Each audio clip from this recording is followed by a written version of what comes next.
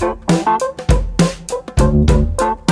the Toronto Star, I'm Adrian Cheung, and this matters.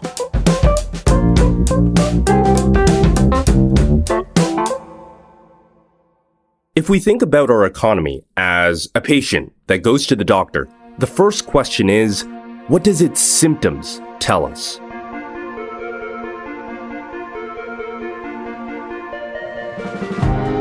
If we go off the current symptoms, the outlook is clear. The economy is in dire health, and it's in for a long road to recovery. By nearly every reliable measure of an economy's health, GDP, unemployment numbers, unemployment benefit claims, consumer confidence, all of those things are in the tank right now because of the pandemic. Many of us are living the day-to-day reality of it. Businesses and corporations are laying off employees in a bid for survival. Since mid-March, more than 3 million Canadians have lost their jobs. Another 2.5 million have seen their working hours slashed. The worst we had ever seen in Canada. You got to go back to 1982. And in that, we lost 600,000 jobs, 610,000 jobs over 17 months. Here, we've lost 3 million in 2 months. It's just staggering. What about CERB, the Canadian Emergency Response Benefit? More than 7 million Canadians have applied for and continue to depend on it. We are expanding the Canada Emergency Response Benefit to include people making up to $1,000 a month, seasonal workers, and people whose EI has recently run out. The Parliamentary Budget Office says Canada's government will be operating with a $260 billion deficit. Even the big banks in Canada have set aside nearly $11 billion in loan loss provisions, basically a rainy day fund, already assuming that a huge number of loans won't be paid back. Simply put, Canada's economy, and most of the world's economy, has collapsed in the space of 2 months. This is historic. So where is the bottom? Have we reached it? And what does recovery, to dig ourselves out of this hole, even look like? Today, we're talking to economist Jim Stanford. Jim is the director of the Center for Future Work, which studies employment and labor markets. He's also written on the economy for the Toronto Star. Jim, thanks for making the time for us. My pleasure. Thank you. So, I have so many questions for you, but I'll start with this one. If you had just one word to describe the state of Canada's economy right now, what would that word be? Shocked. There's no doubt this is an absolutely unprecedented moment in our economy. I hate to say this, but it's actually a great time to be an economist because something like this has never happened before. And so we're kind of making it up as we go along. A fascinating thing to study. Yeah, well, in terms of understanding what's happening and what the consequences are going to be, obviously, without losing sight of the incredible hardship that people are experiencing, both from the disease itself, but the economic fallout of the disease. And it's also a fascinating time for an economist to be thinking, how do we get out of this? How do we repair the damage? How do we try to reconstruct something that is approaching normal? I don't think we'll ever be normal again, but something where people have a decent opportunity to work and produce and support themselves. And that's going to be a huge historic task that is going to take years. There's no doubt about it.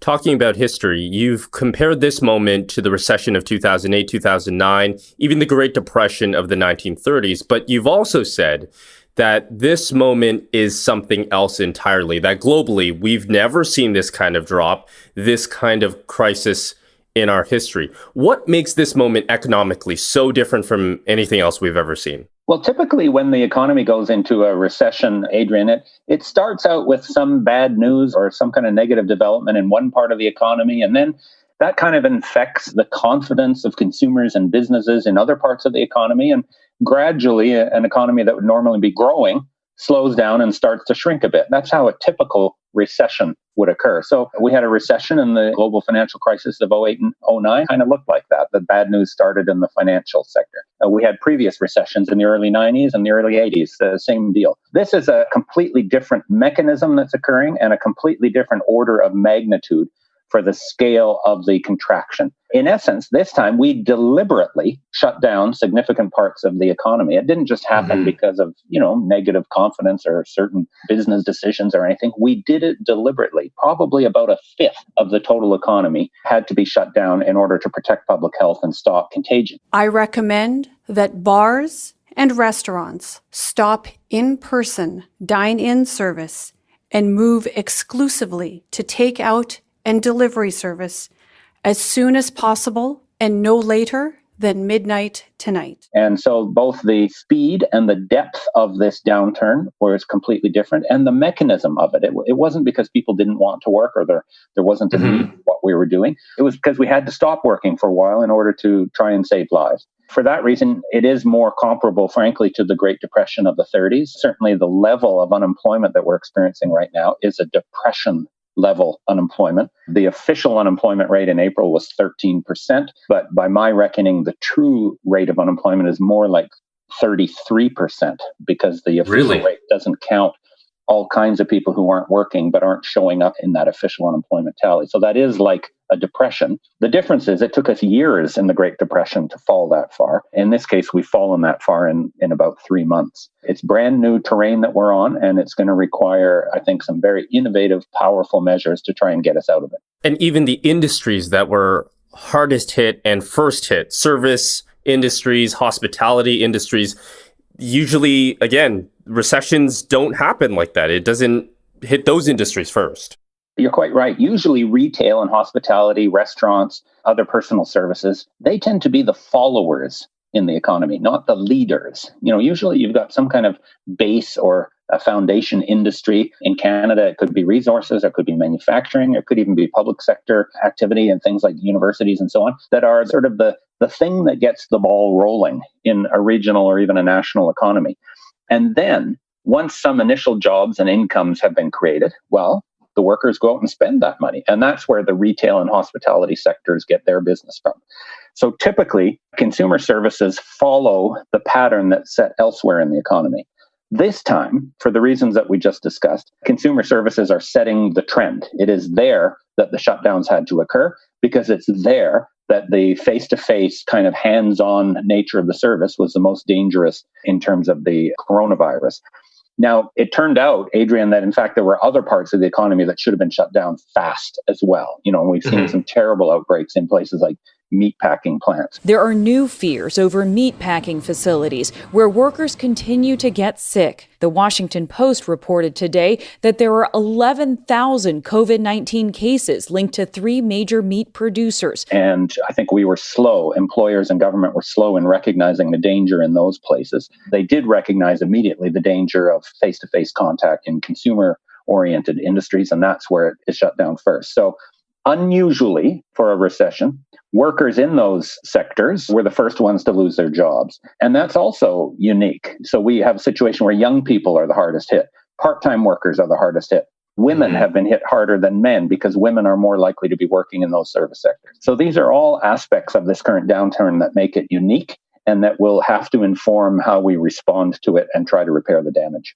The numbers really are staggering when you look at them by official counts. Canada's lost more than 3 million jobs. Another, like you said, 2.5 million people have had their working hours reduced, probably even more than that. Do you think we've seen the worst of the job losses, or are we just in uncharted territory here? Where is the bottom? Right. Lots of people are asking that, including, of course, the financial investors who are trying to speculate on a stock market rebound. Once the bottom is reached, they're trying to guess. It's possible that we have reached bottom in terms of the immediate industries that had to be shut down quickly. We did that and we did it completely and we did it fast. Now the infection rates in most parts of Canada are abating. We still face, very serious problems in Ontario and Quebec, of course, but elsewhere now the community spread has almost been stopped. And that's incredibly positive. So if we manage this right and we don't slip back into repeated waves of infection that we can't control, then we should be able to start the recovery or rebuilding process. In that regard, we could have hit bottom. On the other hand, it could be, if we don't manage this well, that the worst is actually ahead of us.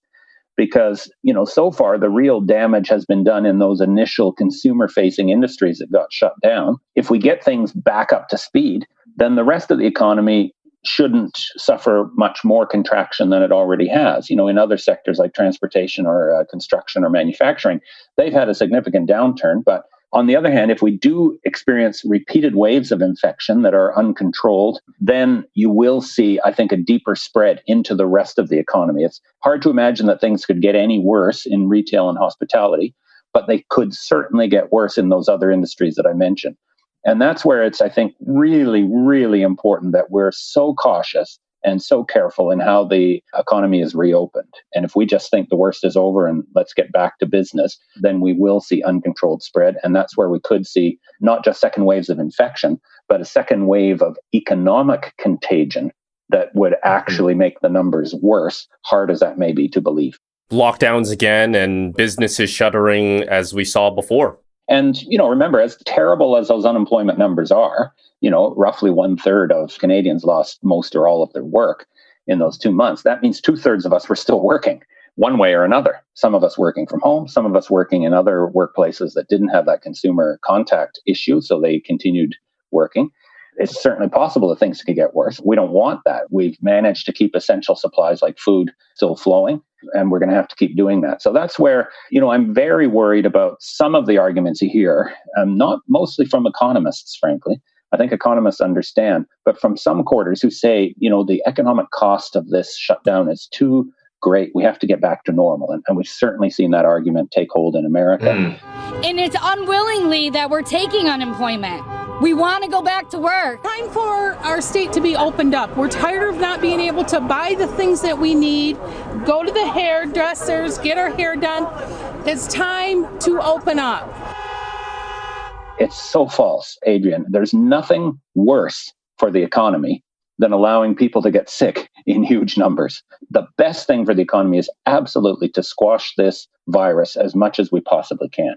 And a sort of premature or hasty or desperate reopening of work is actually only going to make things worse. This is where we really have to follow the public health advice that we're getting that is proven so accurate, and just be extremely cautious with how and where we put people back to work. Otherwise, we'll be back in the soup again before we know it.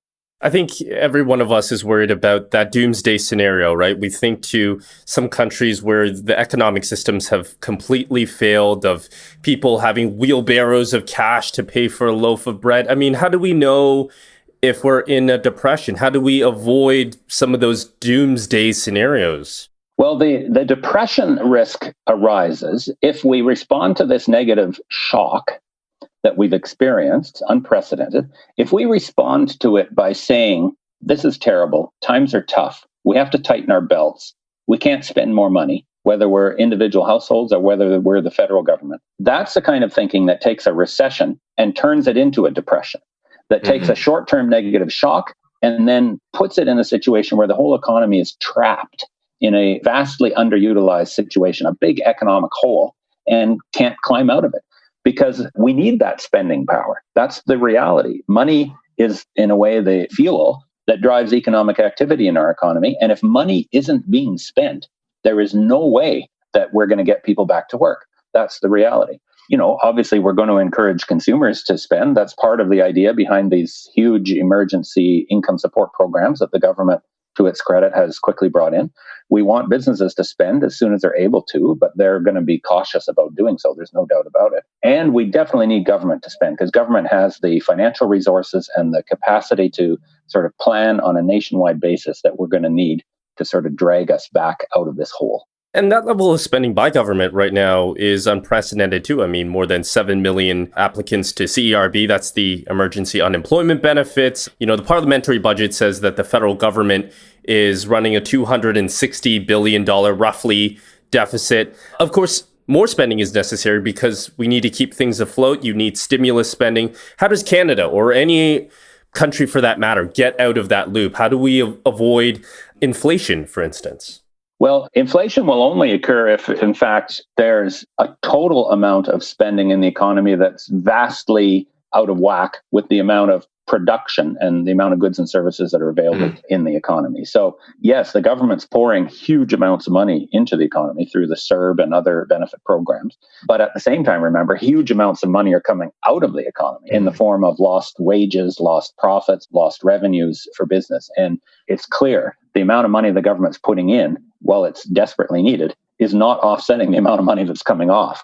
So the true risk we face is not inflation, it's deflation. In fact, we are going to experience some deflation in coming months, which means an average decline in the overall level of prices. And it's also an unusual and very dangerous condition. It is something that's typified by a depression. That is to say, negative conditions that are so powerful and so long lasting that everybody starts slashing prices for what they do, including wages, which is the price for labor. We really want to avoid deflation because deflation is a slope that takes you into a depression. And that's where I think all these concerns about, a wheelbarrow full of cash to go and buy a loaf of bread like people had in Zimbabwe or whatever that you're hearing from some fiscal conservatives absolutely miss the mark. That isn't the risk. The risk is deflation. And if anything, we're going to need more government spending for a longer period of time in order to ensure that we don't get caught in that kind of a trap.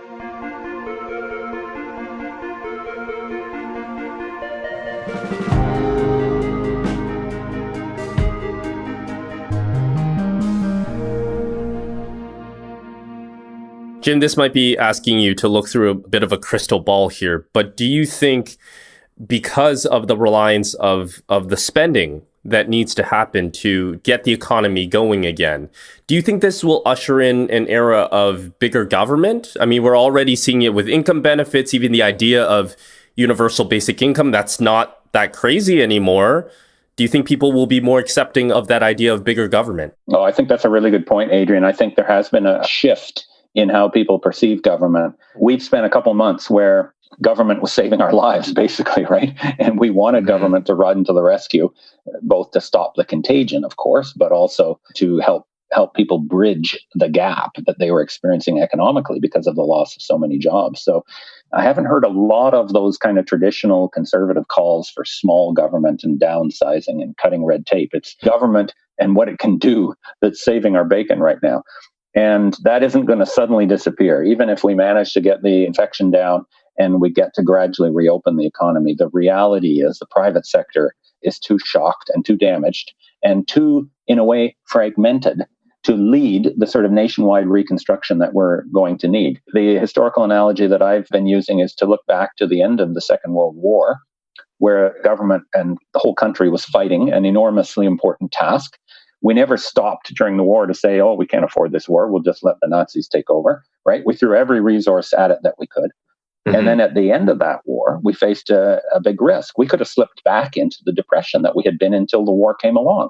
But government said, no, we're not going to let that happen. And they demobilized the military spending, but they ramped up other types of spending, including expansion of our modern social welfare programs and infrastructure projects like the Trans-Canada Highway and the St. Lawrence Seaway, and other ways that permanently increased the role of government in our economy in order to make sure we didn't slip into depression again. I think we're going to need something like that. I think we're going to need a post-COVID Marshall Plan, if you like, where government commits for years to continue mobilizing resources, to take the lead in investments. Obvious place to start, our healthcare system. It's performed very well in most areas, but it needs repair and restoration. And in some areas, like long-term care homes, it was a disaster. This is the exact moment for government to come in and say, we're going to completely redo how we manage long-term care. We're going to make it part of Medicare, which it should have been all along.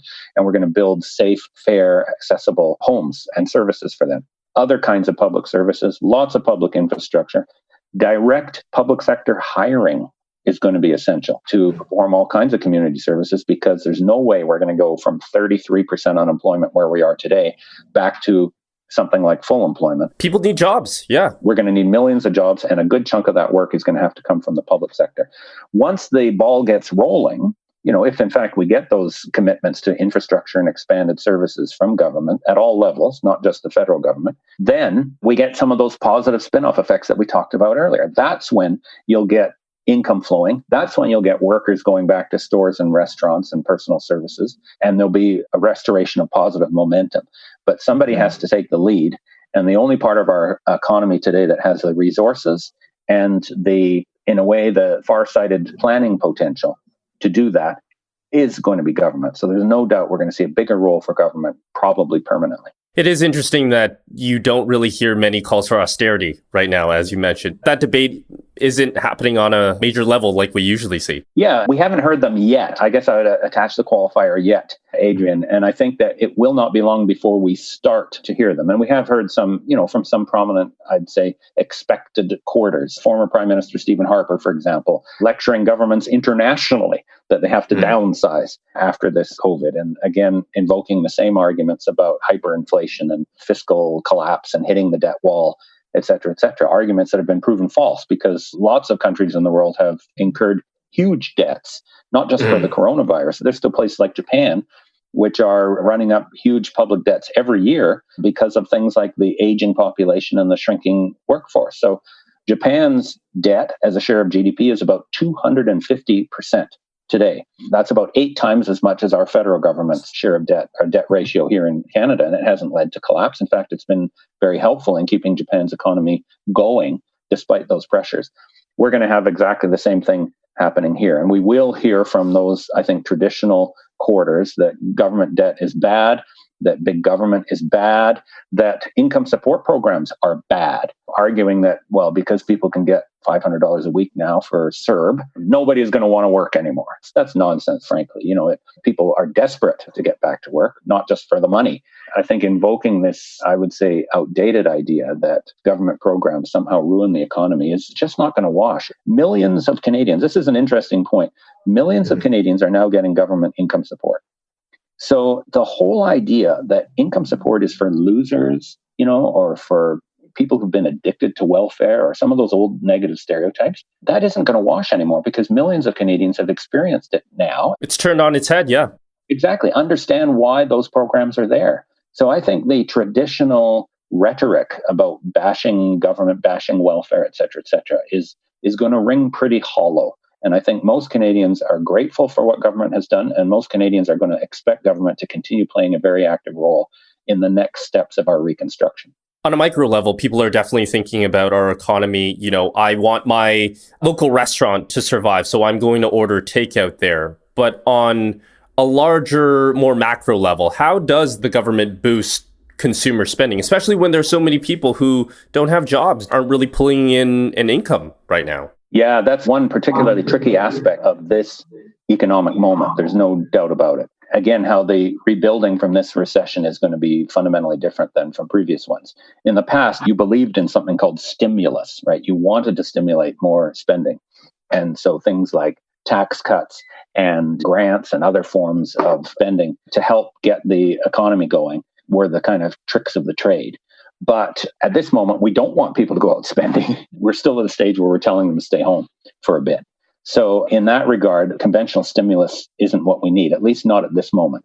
Once the health emergency abates a bit, then, we'll be more, I guess, open to those kinds of traditional measures. And again, I think this is one of the other reasons why the reliance on government to do the job directly, rather than just kind of grease the wheels a bit with a bit of stimulus, is going to be so important in this recovery. I think about the U.S. too. I mean, the job loss numbers there are off the charts as well. The U.S. Department of Labor reports 20.5 million jobs, which, given their population size, tracks with ours.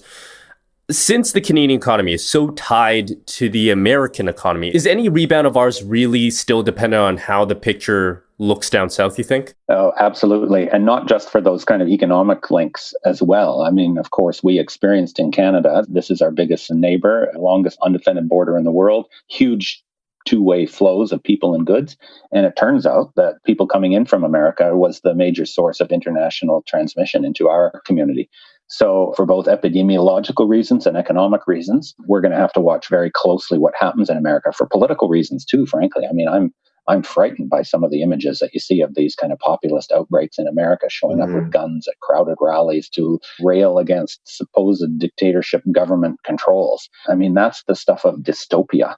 And it's exposing the weakness of the kind of social and economic system in America. So part of me wants to protect ourselves as much as possible from that. And to some extent we can by, I would say, focusing our rebuilding efforts inward on developing things that we can do in Canada, including infrastructure and public services, but also even jobs, manufacturing, for example, right? This is another issue that's been turned on its head by COVID. Until recently, the received wisdom was we're part of a globalized economy. If someone can do it cheaper elsewhere in the world, then they should. We should welcome that.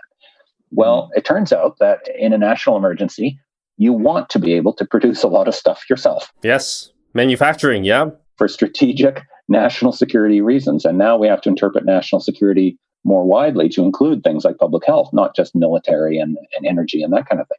So, there's a sector where we may want to see more made in Canada production as a result of COVID. And in other ways, I think our economy will have to become more self-sufficient.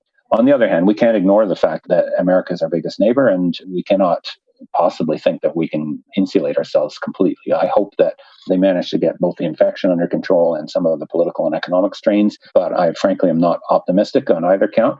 And I think it will be a big challenge for Canada's government to figure out how to manage that going forward. We will keep the border closed for a while, but how long can that happen? And what are the long-term implications for our place in the world? Those are absolutely unanswered questions that even an economist's crystal ball can't help answer. This is a recovery of years, potentially decades, right? Absolutely years. I hope it's not decades. It will be years if we do it right. Then I would say over the next 5 to 8 years, we could get Canada's economy back to something like full capacity. We weren't at full capacity even before the pandemic hit. The economy was underutilized and was slowing down. So, in a way, we've got an even bigger job to get to full capacity. But again, I think the post-World War II analogy is a good one. We had the risk of slipping back into depression, and instead, thanks, I would say, largely to a very expansive vision from government and other stakeholders for building an economy, building new industries, building infrastructure, providing new services, we didn't slip back into depression. In fact, we entered a quarter-century golden age that in a way was the most prosperous part of Canada's economic history, the most prosperous chapter in our history. So, I'm not saying that will happen again, but I think if we view this as the challenge that's required and recognize the ingredients that are going to have to come into play, then we could absolutely usher in a period of nation building, society strengthening reconstruction that leaves us better off at the end of the day than we were before we ever heard of this coronavirus. Maybe a light at the end of the tunnel. Jim, thank you so much for breaking it down for us. And I hope that light isn't the train coming the other way, Adrian. Yeah. Thank you for having me on. And that is economist Jim Stanford on where we even go from here in terms of the big picture of the economy. That's it for today. Thanks for listening. This Matters is hosted and produced by me, Adrian Cheung, Saba Aitazaz, and Raju Muthar. Produced and mixed by Sean Pattinen, and our director of programming is JP Fozo. Our show theme music is by So Called, and our episode music is by Mike DeAngelis. We want to hear what stories matter to you. Please send us comments, questions, or ideas to thismatters@thestar.ca. Please consider supporting the journalism the Toronto Star newsroom does at thestar.com. And don't forget to subscribe to This Matters on Apple Podcasts, Spotify, or wherever you listen to your favorite podcasts. Let's talk soon.